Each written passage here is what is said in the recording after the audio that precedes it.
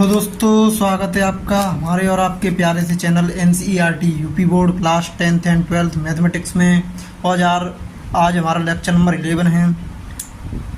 दोस्तों, इस चैनल के माध्यम से हम आप तक NCERT क्लास 12th का मैथमेटिक्स का पूरा सॉल्यूशन और विद ट्रिक्स एंड कॉन्सेप्ट के साथ प्रोवाइड कराएंगे, जिससे आपकी सफलता में चार चांद लग सकें। तो दोस्तों, हम शुरुआत करते हैं मोटिवेशन के साथ। मेहनत इतनी खामोशी से करो कि सफलता तुम्हारा शोर बन जाए। मेहनत इतनी खामोशी से करो कि सफलता तुम्हारा शोर बन जाए। सपने देखने वाले नहीं, उन्हें पूरा करने वाले इतिहास बनाते हैं। हार मानने से पहले एक बार और कोशिश करो, क्योंकि अगली कोशिश ही सफलता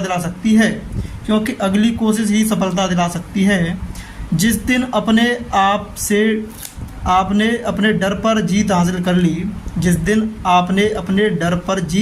कर ली, उसी दिन आपकी सफलता की शुरुआत हो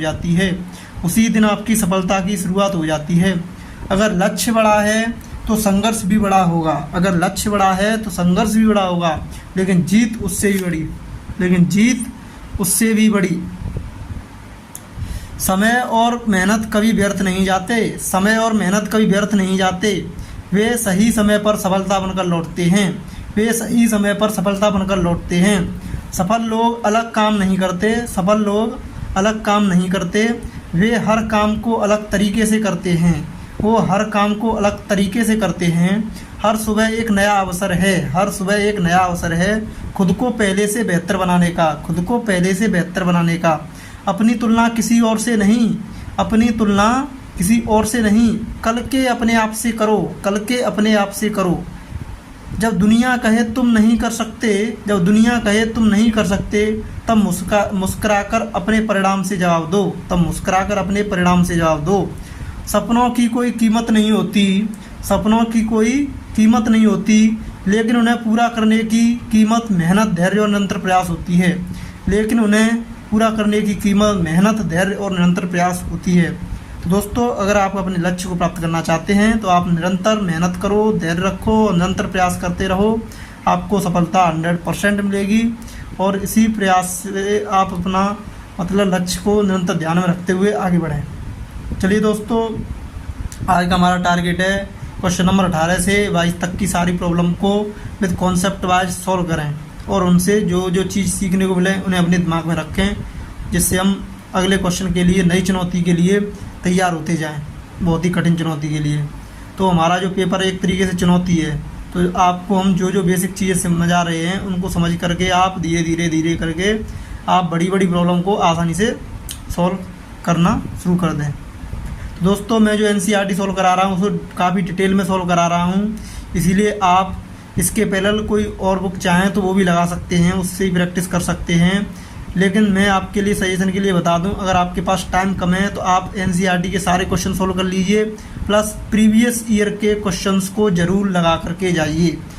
प्लस प्रीवियस ईयर के जो क्वेश्चंस पेपर हैं उनको ज़रूर उनको लगा लें, प्लस NCERT को अच्छे से लगा लें और दिमाग को काफ़ी डेवलप कर लें, तो आप 100% बहुत अच्छे मार्क्स प्राप्त कर सकते हैं मैथ के अंदर। यही आपके अच्छे मार्क्स प्राप्त करने की तरीका है। चलिए दोस्तों, सॉल्व करते हैं इस क्वेश्चन को। दोस्तों, किसी भी क्वेश्चन को सॉल्व करने से पहले उस क्वेश्चन को आप समझिए, क्वेश्चन पूछ क्या रहा है, पहले पढ़िए फिर उसको समझिए, जब सॉल्व करना स्टार्ट कीजिए। यही तरीका होता है। चलिए दोस्तों, हल करते हैं इस क्वेश्चन को। यदि A आव्यूह दिया है, ठीक है, इसकी कोटि कितनी हो जाएगी दोस्तों? पहली पंक्ति, दूसरी पंक्ति, पहला स्तंभ, दूसरा स्तंभ, मतलब 2 × 2 की कोटि दी है। I कोटि का एक तत्सम का आव्यूह है, चलो ठीक है, दोनों ही कोटियाँ समान हैं। तो सिद्ध कीजिए कि I + A बराबर I - A इंटू ये वाला मतलब आव्यूह। तो ये आपको सिद्ध करना है। तो सिद्ध करने वाले क्वेश्चनों में आपको लेनी पड़ती है 2 साइड। तो पहले आप ले लीजिए एक साइड, लेफ्ट हैंड साइड में आपका क्या लिखा है? I + A। पहले इसको आप तसल्ली से सॉल्व कीजिए। I + A करेंगे तो I कितने कोटि का दिया है? 2 कोटि का। तो इसका मतलब है 1001। प्रिंसिपल डायगोनल में बना होता है आपका तत्सम का आव्यूह में, बाद बाकी के एलिमेंट अवयव क्या हो जाते हैं? 0। इसकी कोटि कितनी है? 2/2। प्लस दोस्तों ए आप व्यू दिया है वो 0 माइनस टेन अल्फा बाई 2 और टेन अल्फा बाई 2 कोमा 0। दोस्तों यहाँ पे आप देखिए कि आपके पास दो आप व्यू दिए हैं और जिनकी कोटियाँ क्या हैं, समान। इसकी भी कोटि 2/2 की है। अगर दो आप व्यू दिए हैं उनकी कोटियाँ समान हैं और वे जोड़ने के लिए कह रहा है तो आपस में जुड़ सकते हैं, क्योंकि दो आप व्यू को जोड़ने के लिए उनकी कोटियाँ क्या होनी चाहिए, समान। और जोड़ने के लिए आपके जो संगत अवयव हैं वो आपस में जुड़ जाते हैं। तो 1 0 के साथ जुड़ जाएगा, 0 मान टेन अल्फा बाई 2 के साथ। तो चलिए इसको सॉल्व करके लिखते हैं। 1 प्लस 0 कितना हो जाएगा 1, 0 plus minus tan alpha by 2 minus के tan alpha by 2, 0 plus tan alpha by 2 tan alpha by 2 और 1 प्लस 0 1। इस तरीके से आपका लेफ्ट हैंड साइड निकल आई। इसकी कोटि कितनी हो जाएगी 2/2। चलिए राइट हैंड साइड लेते हैं दोस्तों। राइट हैंड साइड में क्या दिया आपका i minus A into cos alpha comma minus के साइन अल्फा और आपका कॉस अल्फा। दोस्तों इस तरीके से आप व्यू दिए हैं। इसकी कोटि आप देख सकते हैं, इसकी भी कोटि 2/2 है। चलिए पहले कोष्टक में जो आप व्यू लिखे हैं उनको सोल्व करते हैं। तो उनको आप सोल्व करेंगे तो i की वैल्यू रख दो 1 0 0 1। ठीक है, मैंने कोष्टक लगा लिया। ये इसकी कोटि 2/2 है, ए की भी कोटि 2/2 है। 0 माइनस टेन अल्फा बाई 2 और टेन अल्फा बाई 2 कोमा 0। इस तरीके से ये आप व्यू दिया है आपका ए आप व्यू। इन दोनों आप व्यू को आपको करना है सब्ट्रैक्ट। इन 2 में कौन सा व्यू दिया है, cos alpha minus sine alpha in comma cos alpha. इसकी भी कोटि कितनी है 2/2। चलिए दोस्तों अब करते हैं इसको सॉल्व। तो 1 में से 0 गया, 1 बचा। 0 में से माइनस टेन अल्फा बाई 2 जाएगा तो माइनस माइनस कितना हो जाएगा प्लस। तो ये हो जाएगा आपका प्लस के टेन अल्फा बाई 2। और 0 में से टेन अल्फा बाई 2 जाएगा, माइनस की टेन अल्फा बाई 2 हो जाएगा। और 1 में से 0 जाएगा, 1 बचेगा। इस तरीके से आपका i माइनस ए आ गया। ये सॉल्व करके इनटू में कौन सा व्यू आ जाएगा, कॉस अल्फा माइनस के साइन अल्फा कॉस अल्फा। ठीक है दोस्तों, ये आप व्यू आ गया। तो दो आप व्यू का गुणा जब ही संभव है जब पहले आप व्यू के स्तंभों की संख्या और दूसरे आप व्यू की पंक्तियों की संख्या क्या हो, बराबर। जो कि बराबर दी है तो इनका गुणा संभव है। और इसकी जो कोटि होती है वो पहले आप व्यू की पंक्तियों की संख्या, दूसरे आप व्यू के स्तंभों की संख्या जो बचती है उनका गुणा करके आपकी कोटि निकल आती है। तो हम यहाँ पे लिख सकते हैं कोटि इसकी 2/2 आएगी। अब दोस्तों दो आप व्यू का जो गुणा होता है वो हमेशा पंक्ति और स्तंभ में होता है। मतलब ये पंक्ति ले लेते हैं और यहाँ पे हम स्तंभ ले लेते हैं। इनका आपस में संगत तरीके से गुणा होता है। मतलब 1 का कॉस अल्फा में, टेन अल्फा बाई 2 का साइन अल्फा में। चलिए गुणा करते हैं। एक पंक्ति का और एक स्तंभ का गुणा होता है तो एक अवयव होता है। इस चीज़ को आप हमेशा याद रखें। तो 1 का गुणा कॉस अल्फा में करेंगे तो कितना हो जाएगा, cos alpha. Tan alpha by 2 गुणा साइन अल्फा में करेंगे तो tan alpha by 2 into sine alpha. बीच में लगेगा प्लस का चिन्ह, तो आप लिख लीजिए tan alpha by 2 into sine alpha. ठीक है दोस्तों, 1 into minus sine alpha minus के sine alpha, tan alpha by 2 into cos alpha plus के tan alpha by 2 into cos alpha. अब minus tan alpha by 2 into cos alpha करेंगे तो minus के tan alpha by 2 into cos alpha हो जाएगा। और 1 into sine alpha करेंगे तो प्लस के साइन अल्फा हो जाएगा। एंड माइनस के टेन अल्फा बाई 2 माइनस के sine alpha by 2 minus minus हो जाएगा plus tan alpha by 2 into कितना हो जाएगा, sign alpha. Tan alpha by 2 into sine alpha minus tan alpha by 2 sine alpha हो गया। 1 इंटू कॉस अल्फा करेंगे तो कितना हो जाएगा, प्लस के कॉस अल्फा। ये दोस्तों आपका क्या हो गया, सॉल्यूशन। मतलब आप व्यू का गुणनफल। इसकी कोटि कितनी आएगी, 2/2। चलिए अब आप जानते हैं टेन अल्फा बराबर क्या होता है, सूत्र टेन अल्फा बराबर होता है आपका sine alpha upon cos alpha. यहाँ पर टेन अल्फा बाई 2 की जगह हम लिख सकते हैं sign alpha by 2 upon cos alpha by 2। तो यहाँ पे आप दोस्तों आप जब भी सॉल्व करें, कोई भी सूत्र आ रहा है नया जिसको आप यूज करने वाले हैं तो उसको आप इस तरीके से लिख सकते हैं। इससे एग्जामिनर आपको काफ़ी अच्छे नंबर देगा। क्योंकि वो समझ जाएगा, बच्चे को सारी नॉलेज है, स्टेप बाय स्टेप सारी चीज़ें लिखी हैं, सॉल्व किया अच्छे से, उसे पूरे अंक मिलने चाहिए। कॉस अल्फा हो गया आपका plus tan alpha by to की जगह sign alpha by two upon cos alpha by two into sine alpha. यहाँ पे हो जाएगा माइनस के sine alpha plus tan alpha by to की जगह sign alpha by two upon cos alpha by two into cos alpha. यहाँ पर 10 की जगह पर साइन बट्टे कॉस लिखेंगे तो माइनस के sine alpha by two into cos alpha upon cos alpha by two plus के यहाँ पे sine alpha. 10 alpha by to की जगह साइन अल्फा बाई टू बट्टे cos alpha by two sine alpha by two upon cos alpha by two into sine alpha plus cos alpha. अब यहाँ पे देखो दोस्तों, इसमें बट्टे में कॉस अल्फा बाई टू है, यहाँ पे कुछ नहीं है, तो यहाँ पे 1 मान के इन दोनों का एलसीएम ले लेंगे हम कॉस अल्फा बाई टू। तो इसमें कितने से मल्टीप्लाई हो जाएगा, कॉस अल्फा बाई टू हो जाएगा डायरेक्ट। तो आप इसको लिख सकते हैं cos alpha into cos alpha by two plus sine alpha into sine alpha by two upon में आ जाएगा कॉस अल्फा बाई टू। इसी तरीके से इसको भी लिख सकते हैं cos alpha into sine alpha by two into cos alpha, minus की वजह से मैं इसको बाद में लिख रहा हूँ, माइनस के sine alpha into cos alpha by two upon में हो जाएगा आपका cos alpha by to.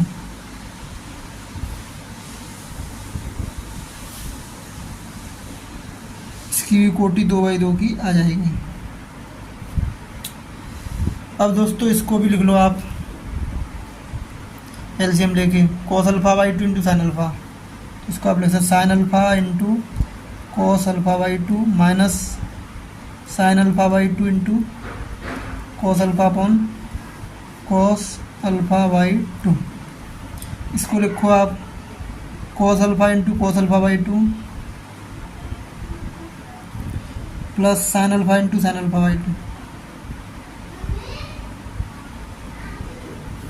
Divided by cos alpha by two. तो दोस्तों इसमें लगेंगे अब फॉर्मूले, आपको मैं बता दूं cos A cos B plus sign A sine B का फॉर्मूला होता है कॉस ए माइनस बी। तो इन फॉर्मूलों को आप लिख लीजिए, सूत्र जो यहाँ पे यूज होंगे, ये हो जाएगा आपका कॉस ए माइनस बी का cos A cos B plus sign A sine B. दोस्तों कॉस में उल्टा होता है, इस तरीके से याद रख सकते हैं। कॉस में ए माइनस बी का फॉर्मूला लिखेंगे तो बीच में आएगा प्लस, और ए प्लस बी का लिखेंगे तो बीच में आएगा माइनस। तो यहाँ पे बीच में आ रहा है क्या, प्लस, तो यहाँ पे किसका फॉर्मूला लगेगा, कॉस ए माइनस बी का, sign A cos B minus cos A sine B. तो ये बन जाएगा आपका क्या, साइन ए माइनस बी का। इसको भी आप लिख लीजिए, साइन ए माइनस बी का फॉर्मूला क्या होता है, sign A cos B minus cos A sine B. ठीक है दोस्तों, अब इसमें देखो sign A cos B minus cos A sine B, इसमें भी साइन ए माइनस बी का, cos A cos B plus sign A sine B cos A minus B का। दोस्तों ये दो फॉर्मूले यूज होंगे जो कि मैं आपको बता चुका हूँ। चलिए इन दोनों फॉर्मूलों का यूज करें, इस प्रॉब्लम को करते हैं सॉल्व। तो चलिए, तो इसमें मैं लगा लेता हूँ कॉस ए माइनस बी, तो कॉस ए की जगह alpha minus alpha by two upon cos alpha by two, और यहाँ पे आ जाइए sign A cos B minus cos A sine B, sign A minus B मतलब साइन ए की जगह पे आप लिख सकते हैं अल्फ़ा बाई टू, और बी की जगह पे लिख सकते हैं अल्फ़ा, अपॉन में आ जाएगा कॉस अल्फ़ा बाई टू। साथ इसमें आ जाओ sign A cos B minus cos A sine B, sign A minus B का मतलब sine alpha minus alpha by two upon cos alpha by two. देखो cos A cos B plus sign A sine B cos A minus B का upon cos alpha by two, कोटि इसकी 2/2। यहाँ की बजाय आप यहाँ लिख लो, क्योंकि नीचे लिखा जाता है। अब ये हो गया 16, अब ये काफ़ी छोटा हो गया, तो हो सकता है अब इसको जगह कम बची, इसलिए मैं इस स्टेप को इसके बगल में लिख लेता हूँ। Cos A minus B alpha minus alpha by two करेंगे तो क्या बचेगा, cos alpha by two upon में क्या है, cos alpha by two sine alpha minus alpha by two minus alpha minus sine alpha minus sine minus of alpha by two upon cos alpha by two. यहाँ पे बचेगा same to same sine of minus के alpha by two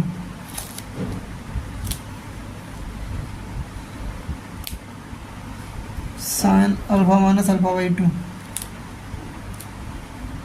तो ये हो जाएगा आपका sign alpha by to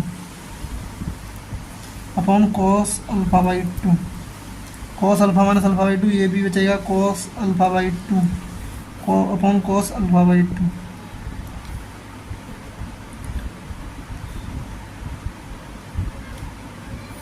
की 2/2।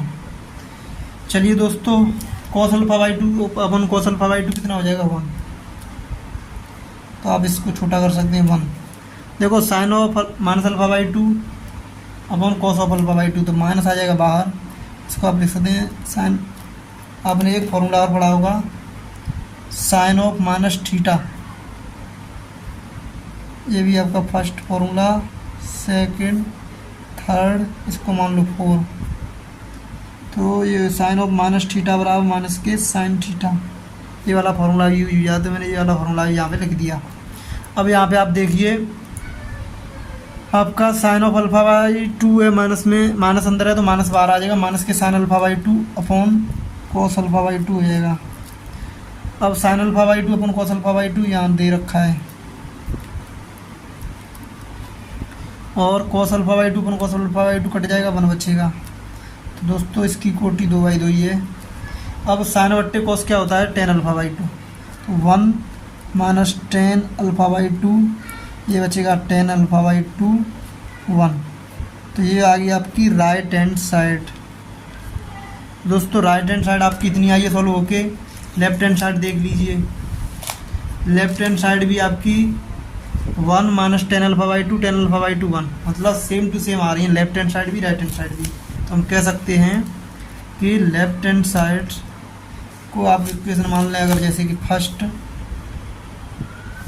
या मत मानो डायरेक्ट लिख लो, कोई दिक्कत नहीं है, आप आसानी से लिख सकते हैं left hand side equal to right hand side, तो इत्त सिद्धम, आपका सवाल हो गया सिद्ध। तो ये क्वेश्चन हो गया सॉल्व। कोई प्रॉब्लम दी अगर आप उसको ध्यान से अच्छे से करते हैं तो आप उसे काफ़ी इजी तरीके से कर सकते हैं। चलिए दोस्तों अब क्वेश्चन नंबर 19 की तरफ आगे बढ़ते हैं। चलिए इसको ही पढ़ते हैं हम, काफ़ी इजी प्रॉब्लम है ये भी। किसी व्यापार संघ के पास 30,000 रुपयों का कोष है, मतलब कोई उनका खजाना है, वो कितने रुपए का, 30 रुपये का व्यापार का जो ग्रुप है उसके पास, इसे 2 भिन्न भिन्न प्रकार के बॉन्डों में निवेशित करना है, मतलब 2 बॉन्डों में उनको निवेशित करना है। प्रथम बॉन्ड पर 5% वार्षिक तथा द्वितीय बॉन्ड पर 7% वार्षिक ब्याज प्राप्त होता है। ठीक है, आप भी गुणन के प्रयोग से यह निर्धारित कीजिए कि 30,000 रुपयों के कोष को 2 प्रकार के बॉन्डों में निवेश करने के लिए किस प्रकार बांटें कि व्यापार संघ को कुल प्राप्त वार्षिक ब्याज की रहा है, मतलब 1 साल की पहले कितनी प्राप्त हो, 1800, दूसरी बार 2000। तो इसमें कुछ भी नहीं है, हम इसको आसानी से सॉल्व कर सकते हैं। दोस्तों आपका जो कुल कोष है व्यापार संघ का वो कितना दिया है, व्यापार संघ का जो कुल कोष दिया है, हाँ तो दोस्तों ये क्वेश्चन नंबर 19 है। अब इसमें हमें क्या करना है कि एक व्यापार संघ है उसके पास कुल कोष कितना है, कुल कोष दिया है आपका 30,000 रुपये। ठीक है, अब उसमें आपको करना क्या है, 2 भिन्न भिन्न प्रकार के बॉन्डों में निवेशित करना है। ठीक है, प्रथम बॉन्ड तो 30,000 रुपये आपको दो मतलब बॉन्डों में बांटना है। तो मान लीजिए कि प्रथम बॉन्ड में आपने कितना बांटा, प्रथम बॉन्ड में X रुपये दिए, निवेश किए, x रुपये निवेश किए। द्वितीय बांड में कितना बचा आपके पास निवेश करने के लिए? द्वितीय बांड में आपके पास बचा 30,000 रुपये माइनस x। इतने रुपए बचे निवेश करने के लिए,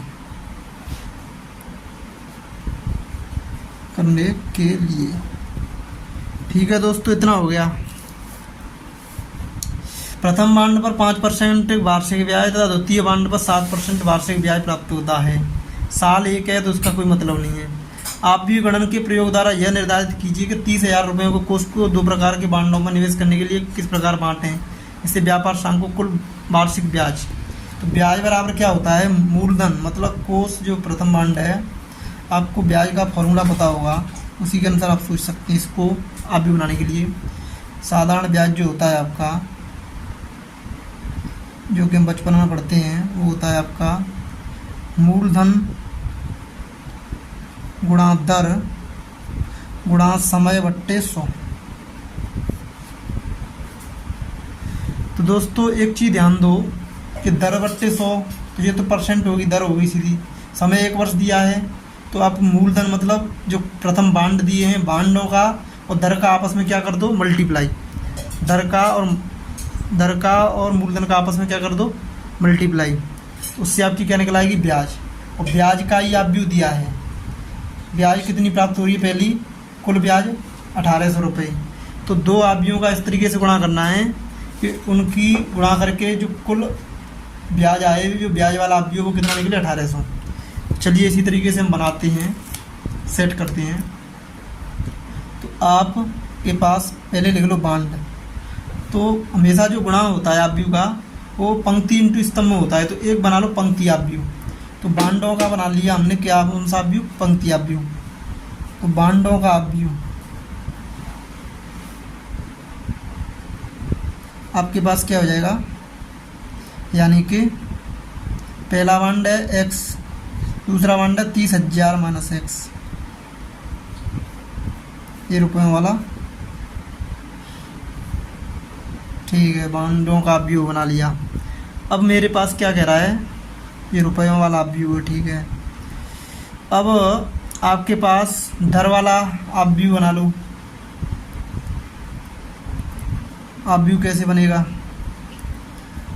5% और प्रथम बांड में 5% यहाँ से गुणा होगा, तो 5% एंड 7%, द्वितीय बांड पे 7%। इस तरीके से दर वाला आप व्यू बन गया।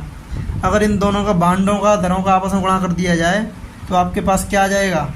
सीधा सीधा मतलब मल्टीप्लिकेशन से एक नया व्यू प्राप्त होगा, जो कि कुल कितना प्राप्त होगा? मूलधन गुणा दर। तो इन दोनों का मल्टीप्लिकेशन से आपको जो कुल आप भी प्राप्त होगा वो किसके बराबर हो जाएगा? जो आपको कुल ब्याज प्राप्त हो रहा है, क्योंकि मूलधन गुणा दर गुणा समय बट्टे 100 करते हैं, तो वहाँ से क्या आता है? ब्याज। ब्याज कितनी दी है पहले वाले सिस्टम में? तो हम पहले वाले के लिए सॉल्व कर रहे हैं, पहले वाले के लिए सॉल्व कर रहे हैं। तो आपके पास जो ब्याज वाला आप भी कितना हो जाएगा? इस तरीके से आप सोच समझ के किसी भी जो भी क्वेश्चन दिया है उसको मतलब थ्योरेटिकल पार्ट को हम आप भी वाले पार्ट में मतलब बना सकते हैं। आपको रटने से नहीं, आपको समझने से काम चलेगा। आप समझ के जब करेंगे क्वेश्चन को तो आपका क्वेश्चन किसी भी तरीके से दिया हो 100% करेक्ट आएगा आंसर उसका। तो ब्याज वाला आप व्यू क्या हो जाएगा? ब्याज वाला जो आप व्यू है आपका वो दिया है 1800 रुपये कुल ब्याज, ठीक है। मतलब दो दरें हैं और दो बॉन्ड हैं, दोनों का जो ब्याज निकलेगी अलग अलग, उन दोनों को जोड़ करके कितनी ब्याज आई है? कुल 1800। जब इनका मल्टीप्लिकेशन करेंगे तो टोटल अपने आप हो जाएगा। दो आव्यूहों का मल्टीप्लिकेशन करेंगे, क्योंकि एक पंक्ति आव्यूह है और एक स्तंभ आव्यूह है, दोनों का मल्टीप्लिकेशन से एक सिंगल मतलब अवयव प्राप्त होगा जो कि कुल हो जाएगा। तो ऑलरेडी आपका जो ब्याज वाला आव्यूह होगा वो एक एलिमेंटल आव्यूह मान सकते हैं, सिंगल अवयव वाला, ठीक है दोस्तों। तो ये हो गया आपका ब्याज वाला आव्यूह। तो अब हम क्या करेंगे? तो पहले लिख लो आप x इंटू 30,000 माइनस x, बॉन्डों वाले आव्यूह का आप मल्टीप्लाई कर दो। इसकी कोटि कितनी हो जाएगी? एक पंक्ति है 2 स्तंभ है। एंड आपका दर वाला व्यू कितना है 5% और 7%। तो अगर हम इसको 5/100 कर लें और इसको 7/100 कर लें तो मूलधन गुणा दर गुणा समय एक है, तो एक से कोई फर्क नहीं पड़ता है, गुणा समय बट्टे 100। तो ये वाला फॉर्मेट बन गया। तो इससे हमारी क्या निकल आएगी ब्याज। ठीक है, कुल ब्याज कितनी है दोनों के मल्टीप्लिकेशन से। देखो इसमें क्या एक स्तंभ है तो पंक्ति कितनी है एक, तो इसमें स्तंभ पहली पंक्ति कितनी है इसमें 2 और स्तंभ है 1। तो इसका जो कुल आप व्यू आ रहा है वो कितना आ रहा है 1800। इस तरीके से आप लिख सकते हैं। ठीक है दोस्तों, x इंटू 5/100, इसको आप 0.05 x 0.05 x हो जाएगा। और 30,000 माइनस एक्स गुणा कर दो इसमें 0.07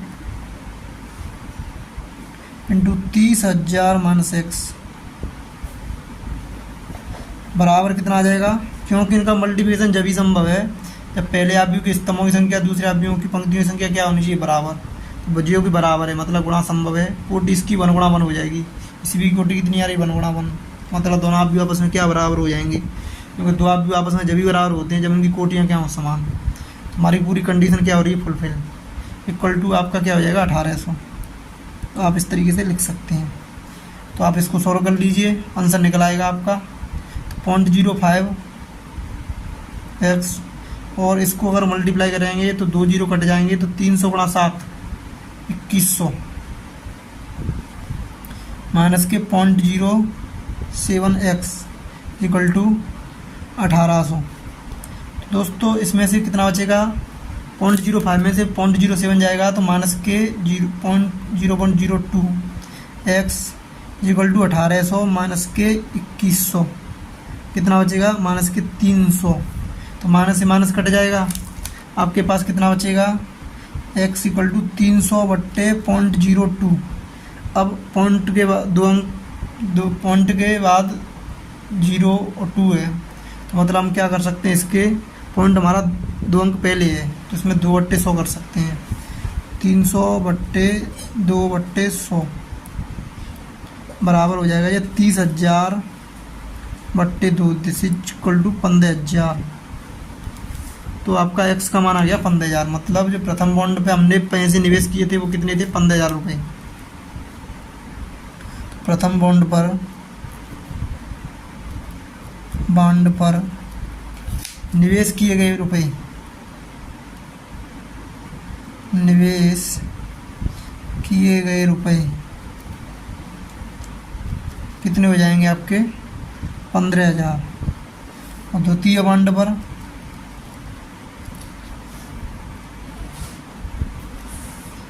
आपके पास सीधा 30,000 minus 15,000 minus 15,000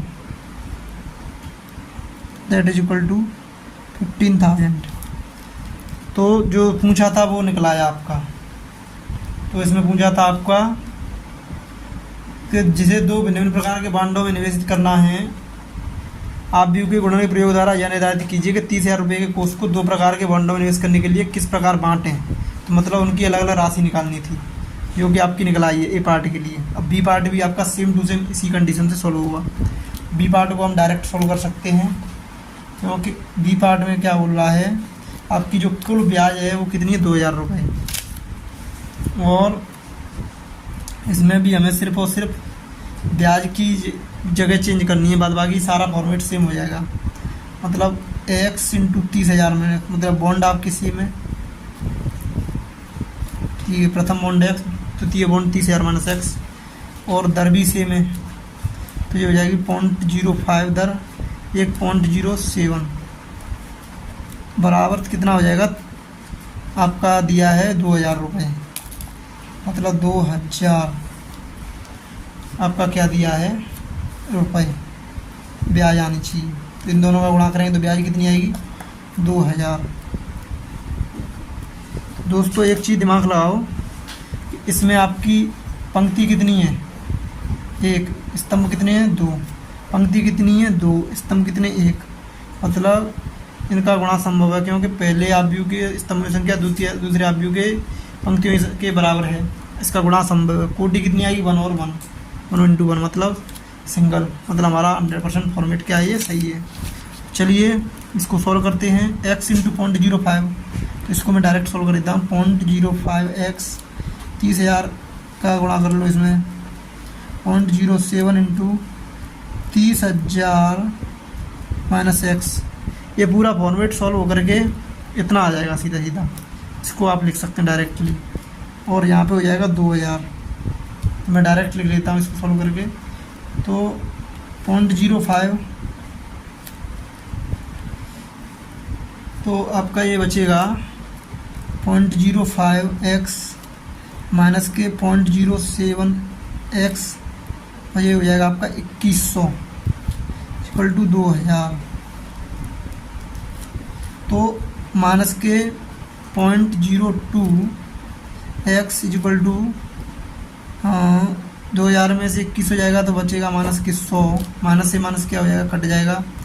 x equal to 100/0.02, अगर इसमें से पॉइंट हटाएंगे तो 2 जीरो ऊपर बढ़ा लेंगे, 2 जीरो बढ़ाएंगे तो 10,000/2, कितना हो जाएगा 5,000। मतलब आपका प्रथम बॉन्ड पर निवेश किए गए पैसे अब कितने आ गए? 5,000। द्वितीय बॉन्ड पर कितने हो जाएंगे? 30,000 माइनस 5,000 मतलब 25,000। तो आप यहाँ पे डायरेक्ट लिख सकते हैं प्रथम बॉन्ड पर निवेशित पैसे, निवेशित रुपए 5,000, और द्वितीय बॉन्ड पर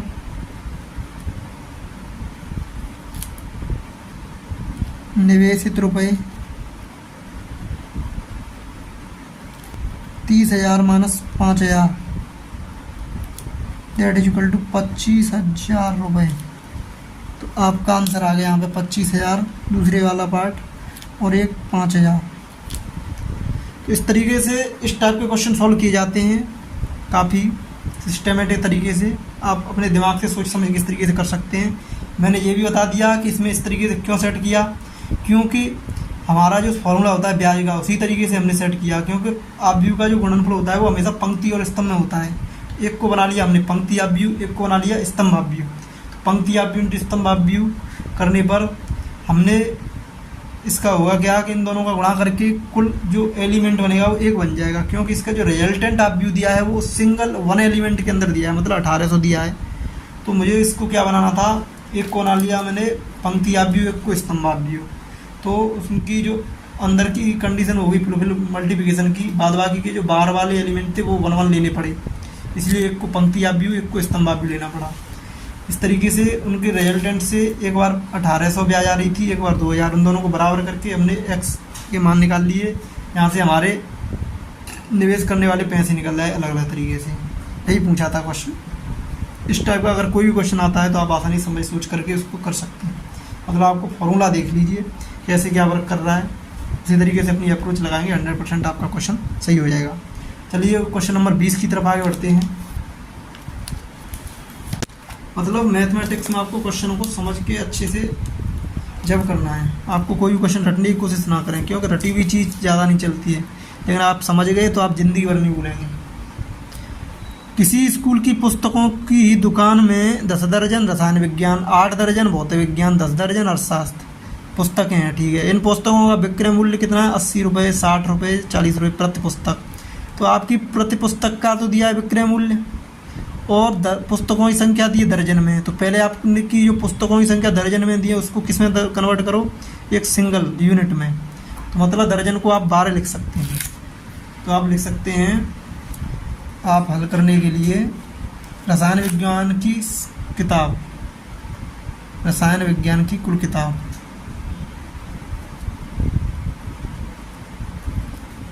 की किताबों की संख्या कितनी हो जाएगी?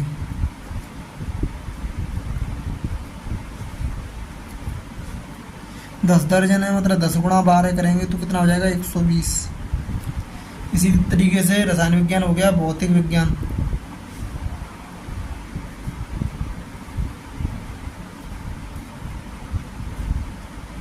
भौतिक विज्ञान की दी 8 दर्जन, मतलब 8 × 12 96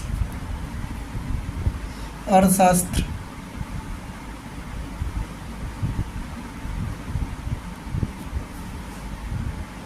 मतलब 10 दर्जन दिए हैं,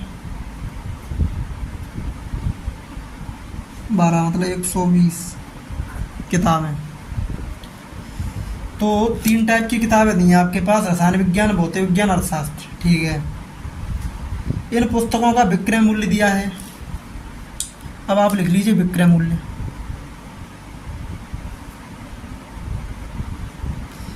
मतलब आपका रसायन विज्ञान का मूल्य देख लो कितना दिया है, फिर भौतिक विज्ञान का, फिर अर्थशास्त्र का। तो आपका रसायन विज्ञान का कितना दिया है विक्रय मूल्य? रसायन विज्ञान का दिया है आपका 80 रुपये प्रति पुस्तक। एक पुस्तक कितने रुपए की? 80 रुपये की प्रति पुस्तक। और भौतिक विज्ञान का कितना दिया है? 60 रुपये। अर्थशास्त्र का कितना दिया है? 40 रुपये। ठीक है दोस्तों। अब क्या है, आप बीजगणित के प्रयोग द्वारा ज्ञात कीजिए कि सभी पुस्तकों को बेचने से दुकान को कुल कितनी धनराशि प्राप्त होगी। अब क्या कह रहा है, आप का बीजगणित मतलब आप के गुणनफल द्वारा इस तरीके से बताइए कि सभी पुस्तकों को बेचने से कुल कितनी धनराशि प्राप्त होगी। मतलब आपको टोटल धनराशि निकालनी है। देखो इसमें 3 अवयव दिए हैं, इसमें भी 3 अवयव दिए हैं। अब इन तीनों अवयवों से मुझे टोटल धनराशि करनी है। तो इनका सीधा सीधा फॉर्मूला है कि आप एक को बना लिए पंक्ति अवयव, एक को बना लिए स्तंभ अवयव, दोनों का गुणा करेंगे, एक अवयव आएगा जो कि हमारे क्या देगा? कुल धनराशि देगा। ये नियम होता है। मुझे टोटल धनराशि चाहिए तो एक को बनाना पड़ेगा आपको पंक्ति अवयव, एक को स्तंभ अवयव, क्योंकि दोनों गुणनफलों को बराबर करने के लिए, दोनों अवयवों की कंडीशन के लिए पहले की क्या बच जाएगी? पंक्ति, और लास्ट वाले का क्या बच जाएगा? स्तंभ, और बाद बाकी के जो बीच में आएंगे वो हो जाएंगे बराबर। तो आपका 1:1 कोटि का एक अवयव प्राप्त होगा, जो कि एक सिंगल अवयव वाला अवयव होगा, जो कि आपको कुल धनराशि को दर्शाएगा। ये होता है। अगर आपको कुल धनराशि निकालनी है या कुल करना है तो उसके लिए आप एक ले लो पंक्ति अवयव, एक ले लो स्तंभ अवयव। ये आपको दिमाग लगाना है इस टाइप का। तो आपकी जो किताबों की संख्या है उसके लिए आप बना लीजिए पंक्ति अवयव, और जो आपकी विक्रय मूल्य है प्रति पुस्तक के हिसाब से उसका बना लीजिए आप स्तंभ अवयव। चलिए बनाते हैं किताबों की संख्या।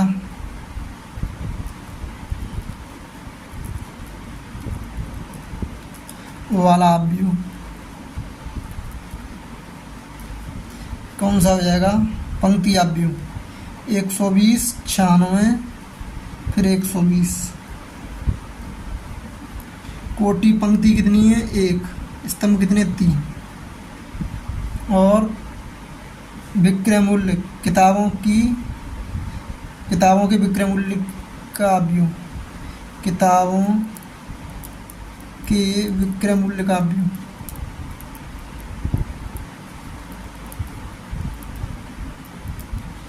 चलिए ये हो जाएगा आपका स्तंभ अवयव 80, 60 और 40।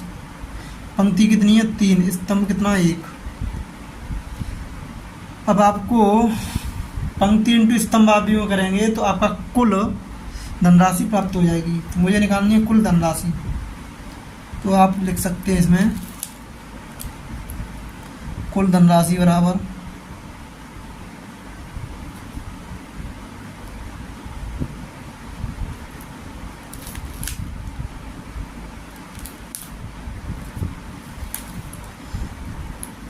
कुल धनराशि का जो अवयव प्राप्त होगा वो क्या हो जाएगा? मतलब पंक्ति अवयव इंटू स्तंभ अवयव 120, 96, 120 कितनी है? पंक्ति 1, स्तंभ 3। 80, 60, 40 पंक्ति 3, स्तंभ 1। तो देखो पहले आव्यूह के स्तंभों की संख्या दूसरे आव्यूहों की पंक्तियों की संख्या क्या है बराबर, मतलब इनका गुणा क्या है संभव। कोटि क्या हो जाएगी 1 × 1, मतलब आपकी कुल धनराशि निकल आएगी, क्योंकि इधर भी इसकी भी कोटि कितनी है 1 × 1, मतलब दोनों को इक्वल करके हमारी कुल धनराशि निकल आएगी। चलिए करते हैं। कुल धनराशि की बात करें तो हमेशा आप एक पंक्ति आव्यूह बना लो, एक स्तंभ आव्यूह बना लो। चलिए आप इसमें से किसी को भी बना सकते हैं, कोई ऐसा फिक्स नहीं है कि किताबों की संख्या को मैंने पंक्ति आव्यूह बनाया या स्तंभ आव्यूह बनाया, आपका जो मन करे वो कर सकते हैं, लेकिन फॉर्मेट आपका यही रहेगा, एक को बना लो पंक्ति आव्यूह, एक को बना लो स्तंभ आव्यूह, जब भी आपको कुल धनराशि प्राप्त होगी। अगर कुल ब्याज हो या कुछ भी कुल पूछे तो आप इस तरीके से सोच सकते हैं, उसका आंसर निकाल सकते हैं आपके आव्यूह के बीजगणितीय प्रयोग द्वारा। चलिए तो आव्यूह का हमेशा जो गुणा किया जाता है पंक्ति इंटू स्तंभ में किया जाता है, तो पंक्ति इंटू स्तंभ में करेंगे, करते हैं। एक पंक्ति और एक स्तंभ का गुणा करके एक अवयव प्राप्त होता है, तो 120 गुणा कितना हो जाएगा 80 प्लस 96 गुणा 60 प्लस 120 गुणा 40, कोटि 1 × 1 की हो जाएगी। तो आप लिखेंगे इसको तो क्या हो जाएगा 1 12 8 96 2 0 9600 प्लस 6 × 36 3 6 × 4 3 57 5760 और 12 × 12 × 48 4800। इन सब को जोड़ो तो आप जैसे ही इनको कैलकुलेट करेंगे, तो मैं कैलकुलेटर से इसको कैलकुलेट करता हूँ, इन सब को जोड़ के आता है आपका उत्तर 20,160। इतनी धनराशि प्राप्त होगी इन सब बुकों को बेच करके, तो आपका उत्तर हो जाएगा कुल धनराशि = 20,160। ये हो जाएगा आपका आंसर फाइनल। दोस्तों आपकी काफ़ी बड़े तरीके से, लेकिन उसका आंसर कितना आया बहुत ही छोटा। तो इस तरीके से आप किसी भी क्वेश्चन को सॉल्व कर सकते हैं, उसको समझ करके, और सारे क्वेश्चन को अच्छे समझ करके दिमाग लगा करके करें, जिससे आपकी मेमोरी और सॉल्व करने की थिंकिंग बहुत अच्छी डेवलप हो जाए, जिससे आप कितनी भी डिफ़िकल्ट प्रॉब्लम हो उसको सोच सकें उसके बारे में और उसको सॉल्व कर सकें, जिससे आपके माइंड की कैपेसिटी बढ़ जाएगी, सॉल्व करने की क्षमता। चलिए अब हम नेक्स्ट क्वेश्चन की तरफ आगे बढ़ते हैं, जो कि काफ़ी ईजी है, आपके कॉन्सेप्ट वाइज प्रॉब्लम है ये।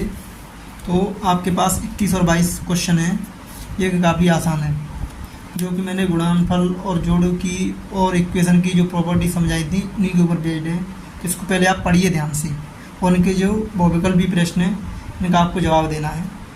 चलिए पढ़ लेते हैं ध्यान से। मान लीजिए कि x y z w p क्रमशः 2 × n 3 × k 2 × p n × 3 p × k कोटियों के आव्यूह हैं। चलिए हल करने से पहले हम क्या करेंगे दोस्तों, x आव्यूह है, इसकी कोटि कितनी दी है आप लिख सकते हैं इस तरीके से, x की जो कोटि है 2 × n की दी है, पाई की कोटि कितनी दी है 3 × k, z की कितनी दी है 2 × p, और w की कितनी दी है n × 3, और आव्यूह p की कितनी दी है p × k। ये हमने लिख लिए सारे आव्यूहों की कोटियाँ, ठीक है। अब इसमें कह रहा है नीचे दिए गए प्रश्न संख्या 21 तथा 22 में सही उत्तर चुनिए, ठीक है। पहले 21 क्वेश्चन है, ये कोटियाँ दी हैं। P Y plus W Y को परिभाषित होने के लिए एन के पी पर क्या प्रतिबिंब होगा। चलिए करते हैं सॉल्व। तो हमें हल करना है P Y plus W Y, कब संभव होगा ये। देखो पी आव्यूह दिया है आपका, पी है पी ×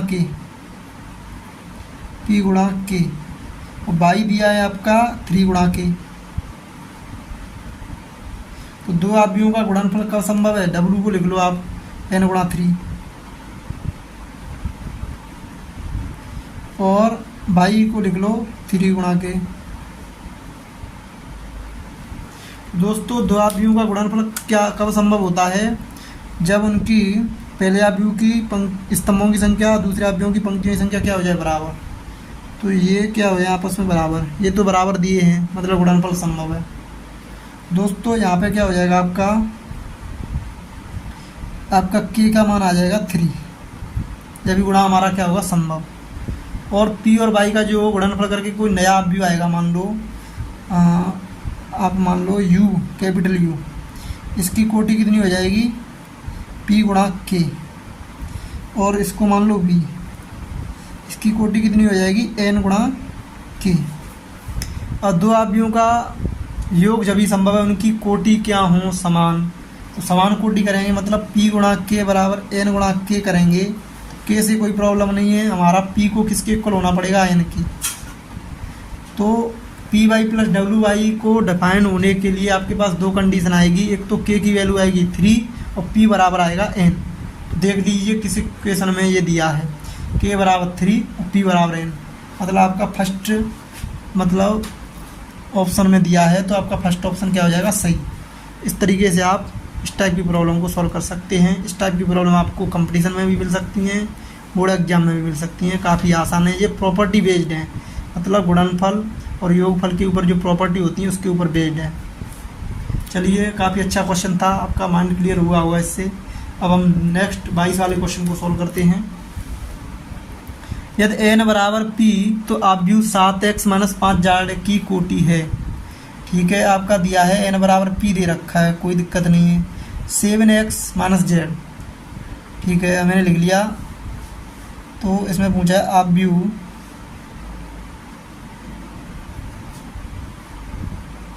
7x, आव्यूह की कोटि पूछी है, कोटि बराबर 7x - 5z की कोटि पूछी है। चलिए निकालते हैं। 7 × x, आव्यूह को लिख लो, x की कोटि दी है 2 गुणा n, माइनस 5 × z की कोटि कितनी दी है, 2 गुणा p। दो आव्यूहों को आप जब ही जोड़ सकते हैं या घटा सकते हैं जब उनकी कोटियाँ क्या हो जाए, समान। तो 2 तो 2 के बराबर है, n बराबर क्या होना चाहिए, आपका p होना चाहिए। ठीक है, तो जो 7x - 5z की जो कोटि होगी वो या तो आपकी 2 गुणा n होगी या 2 गुणा p होगी। तो यहाँ पे ऑप्शन देखो कौन कौन सा है, 2 गुणा p गुणा 2 नहीं हो सकती, 2 गुणा n हो सकती है, हाँ हो सकती है, 2 गुणा p हो सकती है, लेकिन इसमें और कोई ऑप्शन नहीं दिख रहा है। इसमें ऑप्शन सिर्फ 2 गुणा n वाला दिख रहा है, तो 2 गुणा n आपका क्या हो जाएगा, सही ऑप्शन। तो इस तरीके से हम इस टाइप की प्रॉब्लम को सॉल्व कर सकते हैं। काफ़ी इजी प्रॉब्लम थी, तो आप प्रैक्टिस कर सकते हैं किसी अन्य बुक से भी। और मैं आपसे यही कहना चाहूँगा कि आप प्रीवियस ईयर के जितने भी क्वेश्चन पेपर हैं उनको सॉल्व कीजिए और उसमें देखिए कि आप अगर उनमें से सॉल्व कर पा रहे हैं क्वेश्चंस को तो समझ लीजिए आपके दिमाग में आ गया अच्छे से। आप व्यू अगर नहीं कर पा रहे हैं तो आप अच्छे से प्रैक्टिस कीजिए। और अगर कोई भी आपको मतलब दिक्कत आ रही है तो हमें कमेंट ज़रूर करें, इससे हम नेक्स्ट वीडियो में आपकी उस प्रॉब्लम का सॉल्यूशन ज़रूर लाएँ। तो thank you, all the very best. आज हम वीडियो को यहीं पे समाप्त करते हैं दोस्तों। Thank you for all the very best.